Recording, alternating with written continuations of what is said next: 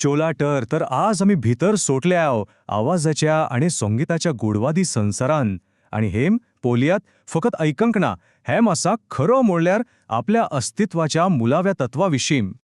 ह्या एकाच उतरान सगळें आसा न्हय. हाचो अर्थ किती? तो असो की आपले खरें रूप ह्या भौतीक संवसारान येवचे मादीम एक कॉम्पाउंड, एक सूर असलें. तसं जाल्यार हो इतलो खोल विचार आमच्या दिसापोट्या जिवतात कसो लागता? अरे केन्नाच विचार केलो? एकच सूर ऐकून आमच्या डोळ्यान दुखाम कित्याक येतात? वो ढोलाच्या तालाचेर सैनीक एकाच गतीन मार्च कित्याक करतात? कित्याक म्हणल्यार संगीत फकत मनोरंजन न्हय, ती एक शक्ती जी आमच्या भावनांन आणि करण्यान आकार दिता. हाच्यार थोडो विचार करूया. आमची ह्या संवसारा कोडेन पहिली वायलॉग पयलून न्हय पण आयकून जाता. एक ल्हान भुरगें पहिलीम आवाजकूच प्रतिसाद दिता. आणि हे खूप कोड्डीन दिसता. एक ल्हान बालक रूप वो रंग पळोवचे आदीम आवाजाचो आनंद घेता. संगीत पळोवयात ते सृष्टीच्या ओरंभाक, तिच्या चोलपाक आणि शेवटाकापर्यंत जोडलोले आसा. एक ल्हानशें उदाहरण, एक मशीन पर्यंत चालू जावचे आदीम आवाज करता न्हय. हे दाखवता की आवाज अस्तित्वाचो पयलं चिन्ह. ठीक आसा. तशें जाल्यार आवाजाच्या कल्पनेकातन आनीक एक पावल फुडें व्हरूया, एका व्हडल्या तत्वाकडून, आणि ते म्हणल्यार सगळ्या अस्तित्वच एक कंपाउंड. म्हणल्यार कितें?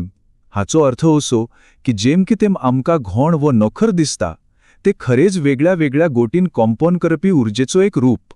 तुमचे विचार, तुमच्या भावना, तुमच्या हातान धरलो पदार्थ सगळं वेगळ्या वेगळ्या पाटलेचेर कॉम्पोन करता. आणि हेचेर नदर मारूया.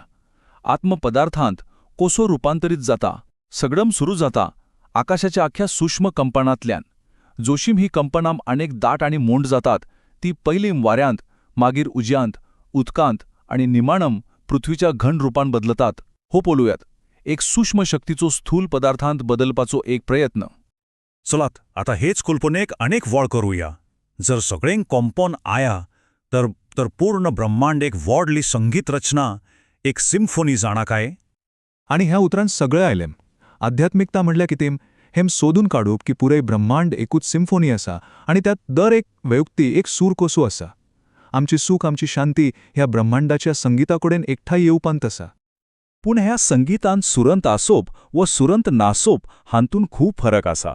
सुसंवाद आणि विसंवाद हे अस्तित्वाचे दोन वेगळे रस्ते. जेव्हा आपल्या भितरलीम कंपनां या ब्रह्मांडाच्या तालाकुडे मिळतात तेव्हा भोलायकी आणि शांती मिळता, एक तऱ्हाचा स्वर्ग. पूण जेव्हा ती मिळवनात तेव्हाच विसंवाद निर्माण जाता. आणि हो विसंवाद म्हणल्यारूच पीडा, गोंधळ आणि सगळ्या दुःखाचे मूळ कारण. तोसेम जाल्यार आता एका खाशेल्या तत्वाचेर लक्ष दिवया, आमच्या उतरांची शक्ती. कित्याक म्हणल्यार उतरां म्हणल्यार फकत आवाज न्हय. पळयात, एक उतर म्हणल्यार फकत आवाज ना, तर श्वास आसा, आणि श्वास म्हणल्यारूच जिवीत. म्हणूनच जेन्ना आमी उलोवतात आमी आपली जिविताची उर्जा बाहेर सोडतात.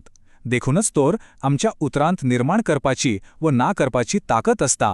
दर एक उतर एक जिवी शक्ती घेऊन येता. हे उदाहरण पळोवयात, कितलो सोबीत फरक दाखयता. देव बरें करूं.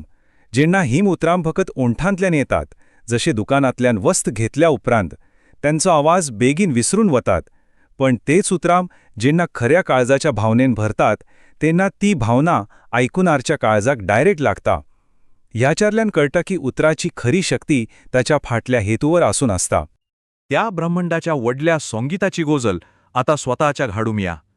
झोर ब्रह्मांड एक सिम्फनी, तर आमी त्या सिम्फनीतलें एक वाद्य. जोशीम एक संगीतकार वाजवेचे आदीम आपले वाद्य सुरांत हाडटा, ठीक तोसेच एक गुदवाडी आपल्या आत्म्याक सुरांत हाडटा.